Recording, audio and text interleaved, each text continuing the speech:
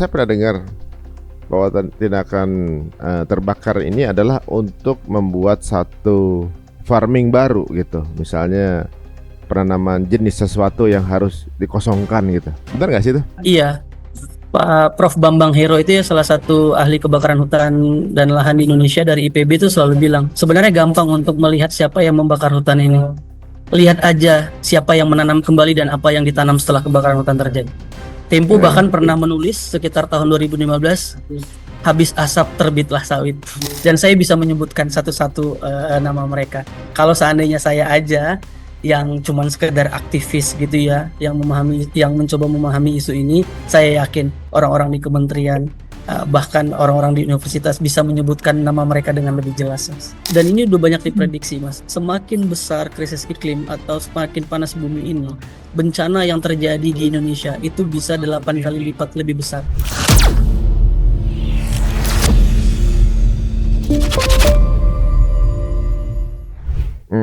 Gitu. Tapi saya pernah dengar bahwa tindakan terbakar ini adalah untuk membuat satu farming baru gitu. Misalnya penanaman jenis sesuatu yang harus dikosongkan gitu. Benar nggak sih itu? Iya, Pak Prof. Bambang Hero itu ya salah satu ahli kebakaran hutan dan lahan di Indonesia dari IPB itu selalu bilang, sebenarnya gampang untuk melihat siapa yang membakar hutan ini. Lihat aja siapa yang menanam kembali dan apa yang ditanam setelah kebakaran hutan terjadi. Gitu, Mas.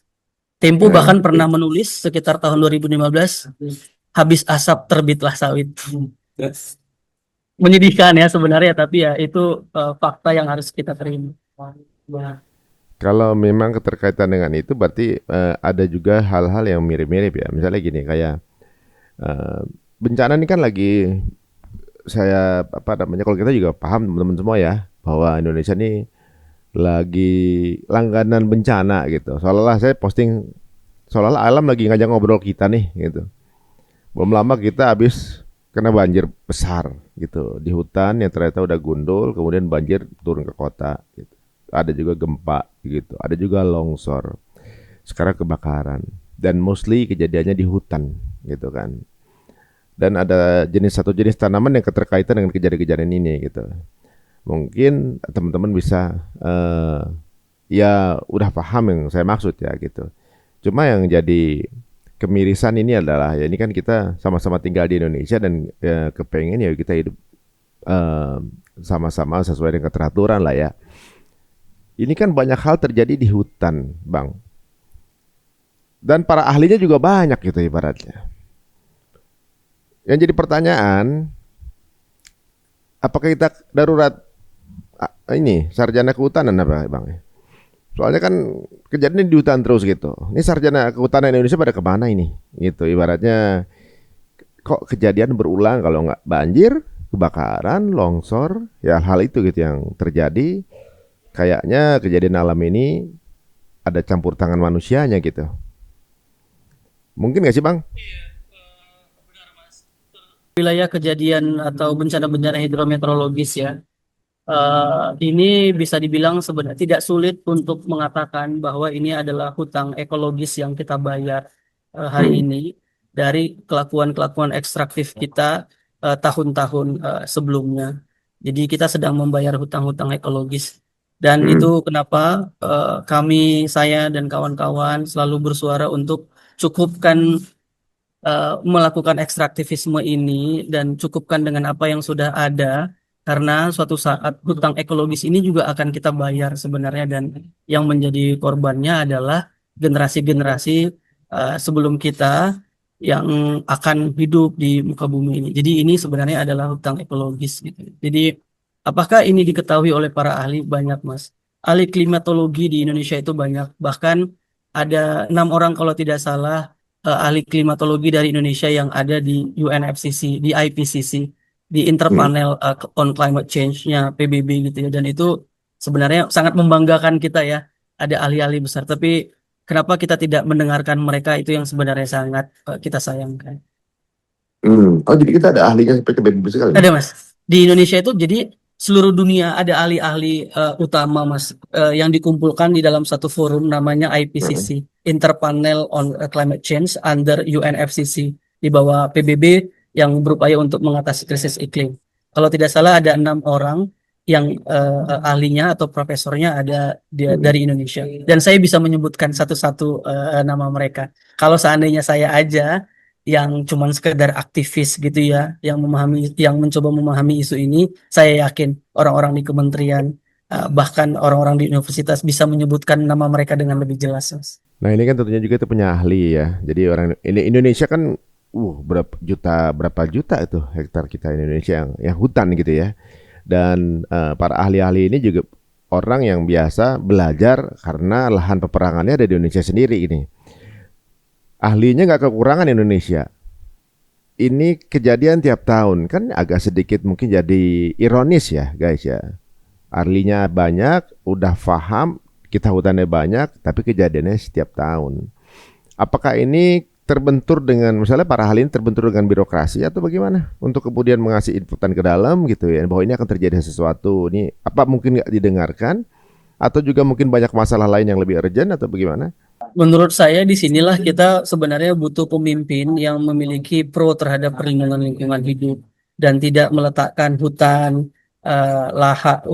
dan lahan, batu bara, nikel itu sebagai topangan ekonomi kita gitu. Jadi kita harus pro terhadap lingkungan hidup karena waktunya itu udah sangat tipis dan sangat sangat terbatas dan saat ini itu kita tidak lagi hidup dalam bentuk perubahan iklim, Mas. Jadi kita tidak lagi hidup di dalam situasi iklim yang berubah, tapi kita udah hidup bersama krisis iklim saat ini.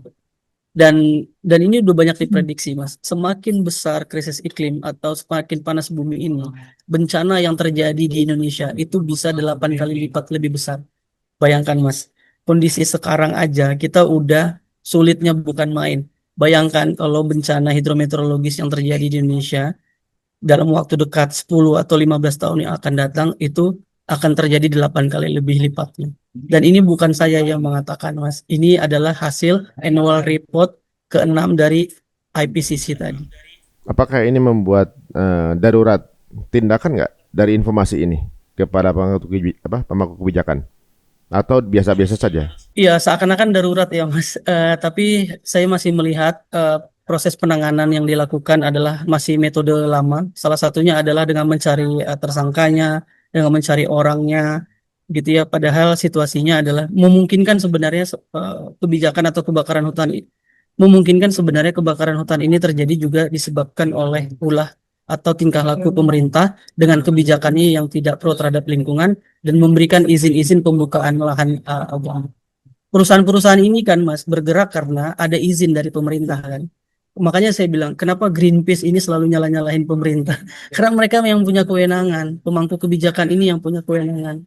Sehingga kalau seandainya mereka kewenangannya digunakan untuk melindungi gambut, maka kebakaran hutan seperti ini tidak akan terjadi. Gitu, Mas. Kan banyak juga postingan yang mempertanyakan keberadaan pemangku kebijakannya ya mungkin kita langsung katakan bahwa ini menteri kehutanan lah ya gitu ya. Apakah beliau orang yang kalau menurut Bang Iqbal adalah orang yang cukup ahli dan juga kompeten untuk menangani masalah kehutanan di Indonesia? Kalau seandainya dengan Gimana apa sih, yang Bang? kita, iya ya, sebenarnya kita tuh bukan pusing ya, Mas, apa ya? Situasinya kan bencana gini ya, menyedihkan Hmm. sekali sebenarnya ya. Kalau kita lihat dari fakta yang ada saat ini, kebakaran hutannya bisa diprediksi, ahli udah ngomong, BMKG sendiri udah ngomong, peneliti BRIN sendiri, ini kan mereka ASN ya, Mas, negara kan, Ya. pemerintah. Gua kan ngomong dari beberapa bulan lalu sampai sekarang mereka mengingatkan bahwa kejadian seperti saat ini itu. Ya, jadi kalau kita lihat dari apa yang terjadi saat ini kan sebenarnya sudah diingatkan. Ini ibarat orang yang udah diingatkan tapi menolak untuk melakukan sesuatu gitu. Jadi ini bukan sekedar inkompetensi aja. Jadi ini lebih buruk daripada beliau inkompeten. Kalau kita inkompeten, kita bisa nanya para ahli kita dan di Kementerian Kehutanan itu Mas banyak banget ahli yang paham soal kebakaran hutan dan lahan. Bahkan dulu Badan Restorasi Gambut itu juga bagian dari Kementerian Kehutanan dan Lingkungan Hidup waktu itu. Jadi saya masih yakin mereka masih punya pemahaman. Tapi lagi-lagi pertanyaannya adalah kenapa mereka tidak bergerak cepat gitu ya. Jadi di situ yang sebenarnya harus kita perlu kita pertanyakan gitu ya. Kenapa Pak Raja Juli tidak mempercepat apa yang dia lakukan atau membuat analisis secara cepat dan mencegah kebakaran hutan bisa sebesar ini. Jadi gini, mungkin kebakaran hutan dan lahannya itu nggak akan bisa dicegah 100% Mas. Tapi paling tidak yang harusnya sebesar ini kita bisa kebakaran hutan dan lahannya bisa kita tekan sampai ke angka 10 atau 20% dari apa yang seburuk apa yang terjadi saat ini. Gitu sih, Mas. Dan kalau beliau kompeten, sebenarnya itu sangat bisa untuk dilakukan. Sayangnya enggak, dan ini adalah bukti bahwa beliau memang inkompeten di dalam ini. Baik Bal, kalau saya mau tahu nih kan selain fungsi hutan itu selain sebagai paru-paru dunia atau juga paru-parunya negara kita gitu ya. Apakah ada juga manfaat yang bisa dilakukan secara bisnis? Ada nggak? Yang adakah orang yang bisa memaksimalkan? Ya kita mungkin bicara awam aja deh untuk semuanya karena kan ya. Mungkin nggak sih hutan ini dieksploitasi untuk kepentingan-kepentingan beberapa pihak gitu, misalnya? Mungkin nggak gitu? Bukan mungkin, Mas, udah. Jadi eh, apa hutan kita itu sebagian besar itu diberikan kepada korporasi. Mm-mm. Gitu. Jadi bahkan kalau kita lihat kita overlay wilayah-wilayah ekstraktivisme industri berbasis lahan ya Mas, mulai dari hutan tanaman industri lalu kemudian pertambangan, lalu perkebunan kelapa sawit. Hutan-hutan kita tuh sebenarnya udah tertimpa-timpa. Jadi kalau kita menyebut bahwa kita punya hutan sangat luas sekali, kita nggak tahu sebenarnya itu suatu saat akan berubah menjadi tidak hutan lagi dan terdeforestasi. Karena apa? Karena sampai saat ini pemerintah tidak mendeklarasikan diri atau tidak berkomitmen untuk menghentikan deforestasi, gitu Mas. Dan kita sampai sekarang masih tahu bahwa deforestasi terencana masih terjadi di Indonesia. Kenapa dibilang deforestasi terencana, Mas? Karena memang udah direncanakan untuk ditebang hutan-hutannya, meski di dalam situasi kayak sekarang, gitu. Nah, tambahan berikutnya gini, Mas. Sebenarnya adakah nilai tambah ekonomi yang bisa diambil jika hutan ini dipertahankan, gitu kan? Termasuk gambut-gambut ini dipertahankan. Kita tahu Mas, daerah-daerah yang masyarakat adat yang tinggal di dalam hutan atau di sekeliling hutan dan komunitas lokal yang tinggal di wilayah hutan, di wilayah gambut, itu sangat bergantung sama gambutnya. Gambut itu sumber protein, Mas. Banyak ikan di sana. Oh, Rawa itu banyak ikan.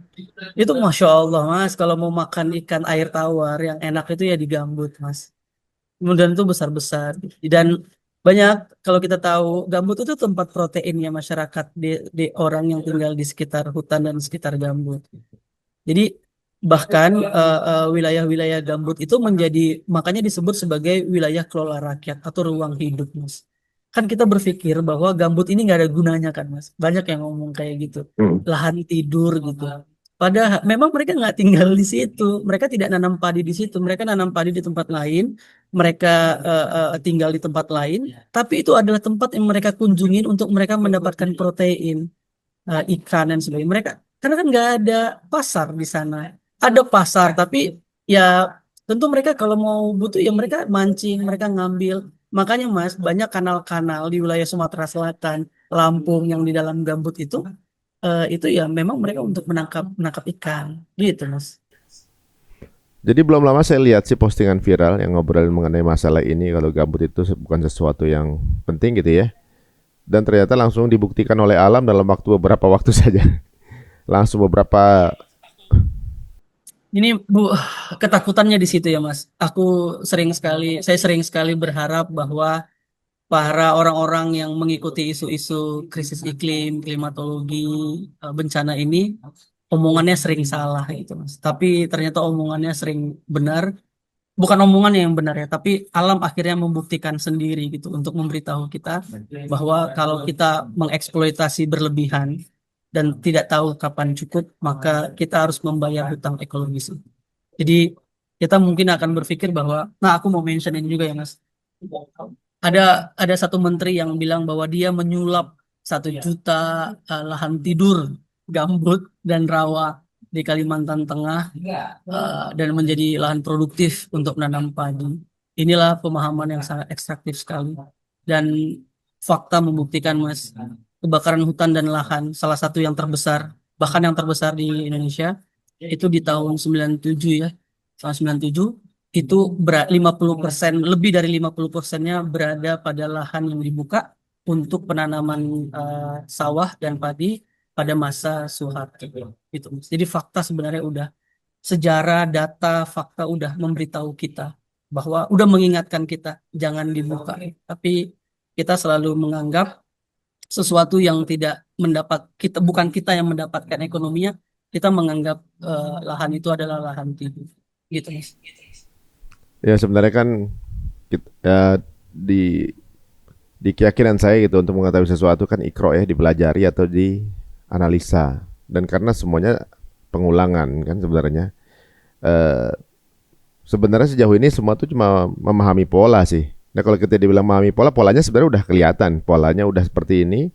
Dan kalau kita tetap melakukan hal ini, maka polanya akan terjadi lagi. Kalau kita akan mau nggak seperti ini, harus ada perubahan dalam pola itu kan gitu. Nah ini sepertinya hal yang lama-lama kalau ini adalah kejadian tahunan, itu rasanya kayak seperti menormalisasi kebakaran ini adalah hal yang wajar, jadi kayak musiman gitu. Udah kayak musim hujan atau kemarau kan gitu. Uniknya adalah eh, kalau kita masih menganggap bahwa hutan kita paru-paru dunia, paru-paru negara ini, kalau hujan kebanjiran, kalau panas kekeringan, ada Godzilla El Nino kebakaran gitu. Nggak bisa jadi filter gitu, atau juga mungkin nggak memaksimalkan fungsinya. Nah, kalau tadi Bang Iqbal bilang ada proses deforestasi di hutan kita. Udah berapa persen, Bang? Totalnya yang Bang Iqbal tahu. Ya, ya, ya. Aku ada data detailnya ya, Mas ya. Tapi nanti aku mungkin bisa kirimkan ya data tabelnya ya. Aku takut salah di angka sih ya. Tapi kalau Hmm. kita lihat, kalau apakah kemudian remaining forest kita tuh masih bisa diandalkan? Kita tuh hampir punya sekitar 90 juta hutan tersisa Hmm. di Indonesia. Dan itu Tersisa itu masih ya. mungkin, ya itu yang tersisa. Dari sekitar itu kan 90 juta ya. Seratusan lebih dari kita tuh paling besar itu kita tuh kehilangan hutan itu rata-rata 400 pernah, lalu pernah 3 jutaan hektar, dan itu angka yang sangat besar sekali. Tapi nanti aku bisa kirim ya data tren deforestasi. Tapi kalau kita Kalau mau lihat total, tren, hutan kita berapa sih totalnya kalau belum deforestasi awalnya? eh aku lupa lagi. Nanti aku bisa kirim sih Mas. Tapi kalau Heeh. kita lihat total total remaining forest ya, hutan tersisa saat ini itu 90 jutaan 90 hektar. juta ini yang remaining ya. Remain, sisa, hutan tersisa. Heeh. Artinya yang masih dalam bentuk hutan. Jadi kita tuh kan punya Hmm. dua istilah, yang kawasan hutan itu belum tentu berhutan semuanya. Tapi kalau kita sebut hutan atau hutan tersisa itu sekitar 90 jutaan sebenarnya. Dan itu angka yang besar kan, Mas. Dan kita tuh Ya. terbesar ketiga kalau tidak salah ya, dari negara rainforest lainnya. Dan kita tuh rainforest ya, Mas, bukan sekedar hutan boreal ya. Rainforest Hmm. itu tuh penyimpanan karbonnya jauh lebih lebih besar gitu. Jadi kalau kalau jadi yang pertama itu adalah Amazon, lalu kemudian Kongo Basin, lalu kemudian Indonesia. Dan Indonesia itu Kalimantan dan Papua gitu. Jadi uh, dan tiga tiga ini adalah apa namanya, paru-paru dunia dunia tadi. Ya, jadi bayangkan Mas, kalau seandainya eh, cara pikir pemerintah kita masih ekstraktif, 90 juta ini mungkin akan berkurang setiap tahun. Bukan mungkin, hampir bisa dipastikan berkurang setiap tahunnya. Untuk ketika kita melihat data bahwa hampir deforestasi di Indonesia itu di angka rata-rata tuh 200 sampai 400 ribu hektar setiap tahun. Pengalih fungsian hutan buat apa aja sih? Yang paling 10 terbesar lah buat apa aja tuh? Ya, yang paling besar itu adalah industri berbasis lahan. Pertama itu didorong sama eh, hutan tanaman industri yang untuk Hmm. pulp and paper. Kita tuh Hmm. makanya kita sebenarnya tidak menyebutnya hutan tanaman industri, tapi kebun kayu. Itu itu dimulai dari zaman-zaman dulu ya Mas, 90-an ke atas. Lalu Heeh. kemudian ada eh, perusahaan kelapa sawit atau untuk membuka perkebunan kelapa sawit. Lalu Hmm. di level berikutnya ada apa lalu kemudian di level berikutnya itu ada pertambangan. Jadi ini adalah tiga sektor ekonomi atau usaha yang berbasis lahan.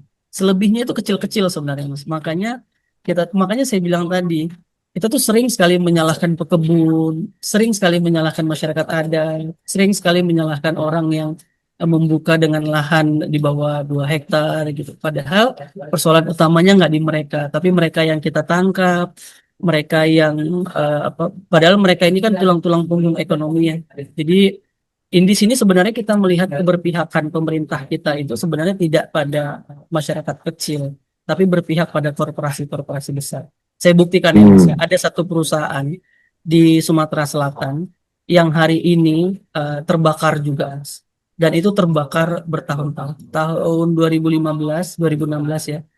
Perusahaan ini pernah diputus untuk didenda untuk melakukan pemulihan lingkungan 7,9 triliun. Mas.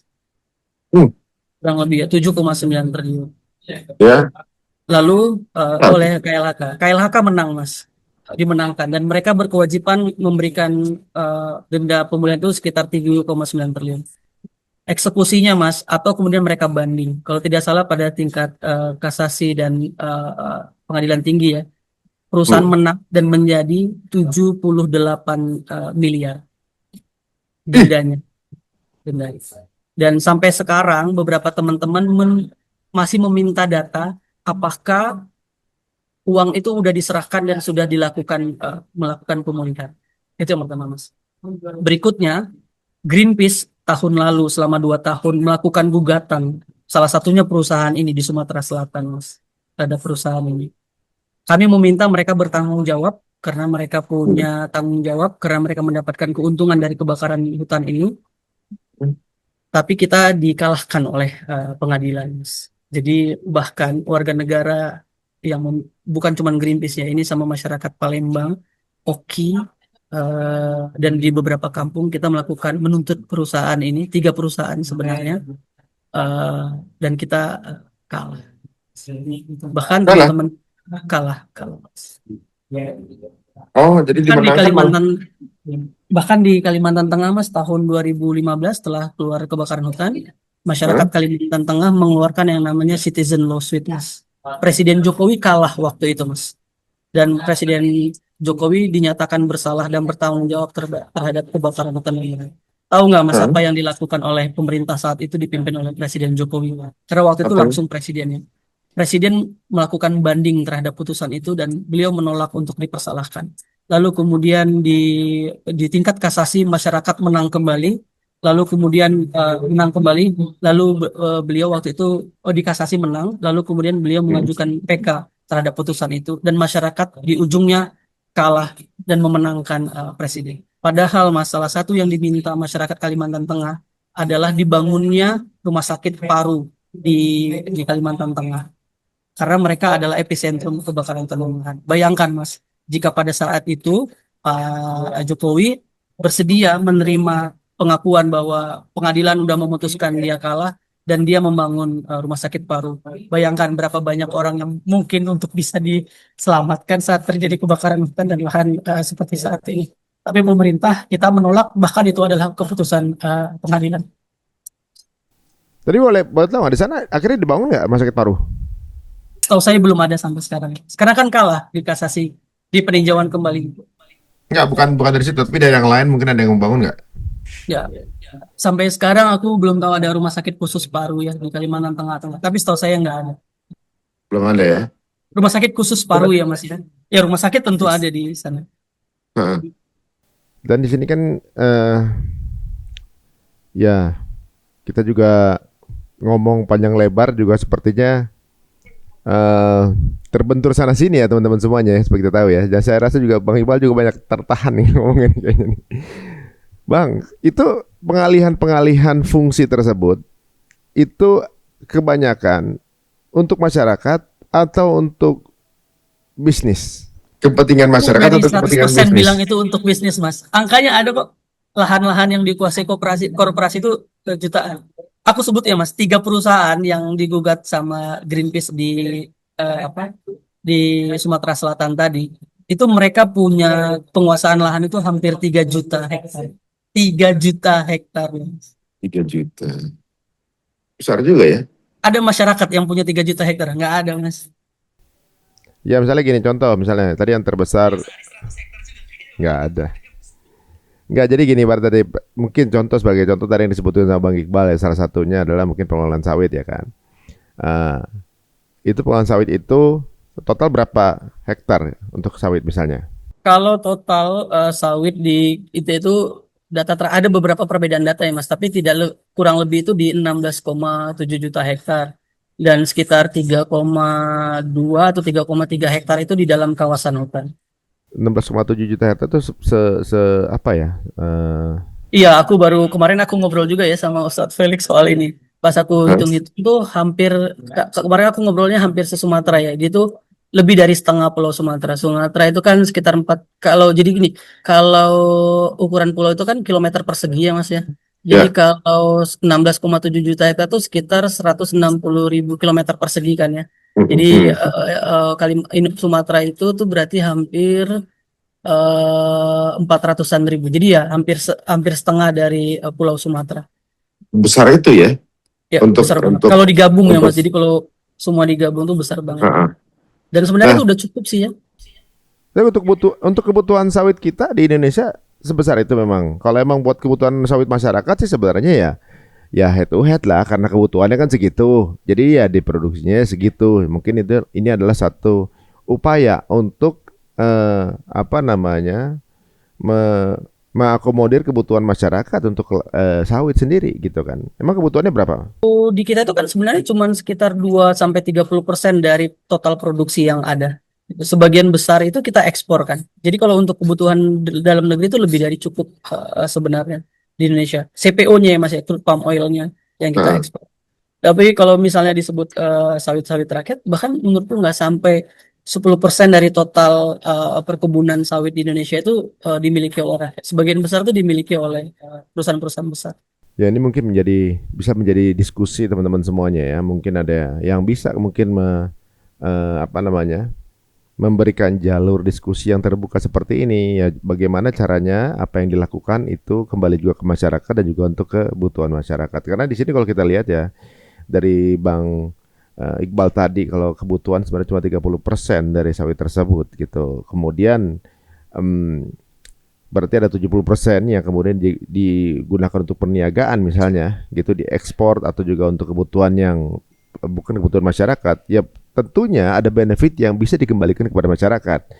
Jadi ibaratnya no free lunch ya ibaratnya gini kalau kita ngambil sesuatu ke alam pasti alam akan minta bayarannya maksudnya ada sesuatu yang akan terjadi gitu kayak saya dengar cerita dari pelaku tambang waktu itu kalau kita gali kita harus balikin lagi tuh hutannya kita harus apa namanya mengembalikan kepada posisi semula gitu. Jangan ngambil terus tinggal karena pasti akan terjadi sesuatu di situ. Ini kita kayak punya hutang dibilang begitu. Ini ada hutangnya nih kita nggak ngambil gratis begitu aja. Semua tuh ada hutangnya. Kalau kita lakukan sesuatu kita harus lakuin tempat lain atau bagaimana. Oh begitu ya. Nggak bisa ngambil terus kabur gitu nggak bisa gitu. Nah berarti kan sebenarnya kalau 16 juta yang dilakukan berarti kan ada 16 juta hal baik lainnya yang harus dilakukan sebagai membayar hal-hal tersebut gitu kan misalnya. Jadi lebih dari cukup kalau untuk mungkin mengembalikan gambut jauh lebih murah kan sebenarnya kan. Murah banget gitu. Murah banget untuk mencegah minimal gitu misalnya minimal ya. Atau juga mungkin hal baik lain yang mungkin bisa dilakukan gitu.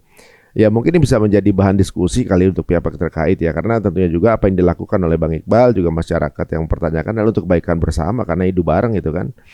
Terus Bang kira-kira apa nih yang akan menjadi saran dari Bang Iqbal untuk menyaksikan ini atau juga mungkin ada pihak terkait yang mencegah lah untuk supaya nggak begini terus gitu loh Indonesia gitu kita negara yang secara ya apalagi di jenis indeks ekonomi ya ini keadaan kita ini kan lagi ya jujur aja lagi semua orang lagi berjuang lah dengan berbagai keadaan. Ditambah ujian-ujian yang seperti ini kan nggak berhenti-berhenti gitu. Habis gempa ada lagi kebakaran. Habis kebakaran di tempat lain. Kebakaran yang kita sorot di sini, kebakaran di sisi lain. Nggak berhenti-berhenti gitu sosial media kayaknya. Kalau saya sampai mau buka sosial media kayak tegang bener gitu isinya. Ada aja berita aneh-aneh gitu. Gimana? Ada himbauan apa nggak? Atau juga mungkin masukan apa nggak untuk bisa pihak terkait mendengarkan hal ini?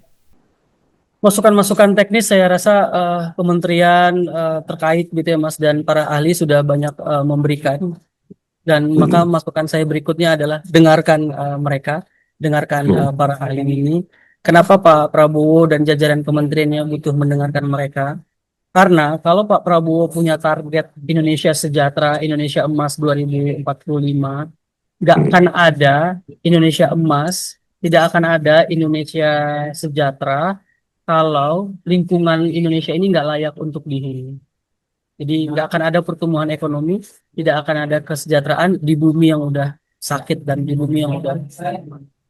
Berikutnya gini, seberhasil-berhasilnya kita memadamkan api kebakaran hutan dan lahan saat ini, korbannya akan ada terus Mas, dan berlanjut. Kenapa? Karena kebakaran hutan dan lahan ini ada yang namanya PM2,5. Mas. PM2,5 ini ada partikel halus akibat dari kebakaran yang dia itu partikel halusnya itu 25 kali dari diameter lebih kecil dari diameter rambut kita. Lebih tipis dari 7 kali helai di rambut di belah. Dan ketika ini sudah masuk ke tubuh manusia, itu bisa membuat kita sakit ispa dalam jangka yang panjang. Bahkan anak-anak yang ada di dalam rahim tempat teraman di muka bumi ini itu akan bisa terinfeksi, lalu kemudian bisa menyebabkan kematian dini, dan yang paling parah adalah berkurangnya kemampuan kognitif. Jadi kalau kita mau masyarakat Indonesia ini cerdas, kita mau anak-anak kita cerdas, salah satunya adalah tidak hanya dengan memberikan mereka makan MBG, Mas, tapi dengan mencegah kebakaran hutan dan lahan. Ya, mudah-mudahan didengar oleh pihak terkait dan makasih Mas Iqbal ya yang terus menyuarakan hal ini dan juga terus sibuk di hal-hal seperti ini ya. Karena kita tahu ya, dia udah ratusan tahun bumi kita ini alamnya dieksploitasi. Dan realnya alam ini makin lama makin berkurang, ini udah pasti kan, karena yang di dalam bumi diambil, yang di atas dikeruk segala macam. Nah, berarti sangat dibutuhkan darurat para ahli-ahli kehutanan atau ahli-ahli alam lah, guys. Kalau mau cari jurusan, mau kuliah, cari lulusan-lulusan kehutanan ya, yang asli. Jadi untuk teman-teman semuanya agar bisa kemudian melihat ini sebagai suatu opportunity, karena kita udah sering dengar sesuatu hal yang diberikan tanggung jawab kepada orang yang tidak atau bukan ahlinya, maka tinggal tunggu waktu kehancurannya. Jadi apakah saat ini sudah termasuk waktu kehancuran atau belum? Tinggal teman-teman aja yang menilai. Terima kasih Bang Iqbal untuk waktunya ya, sama teman-teman semuanya. Nanti insya Allah mungkin kita ada waktu untuk bisa sama-sama ngobrol sambil bawa data gitu ya ke studio ya. Ya, Terima kasih kita, banyak Mas Ari, terima kasih banyak. Siap. Salam. Sama teman-teman semua di sana. Aman, alhamdulillah. Ya, assalamualaikum. Salam warahmatullahi wabarakatuh. Teman-teman semua, jika ada yang menarik, monggo silakan share link ini ke circle teman-teman semuanya. Dan jangan kemana-mana, tunggu update-update informasi berikutnya masih di channel kita, Cerita Untung. Assalamualaikum warahmatullahi wabarakatuh.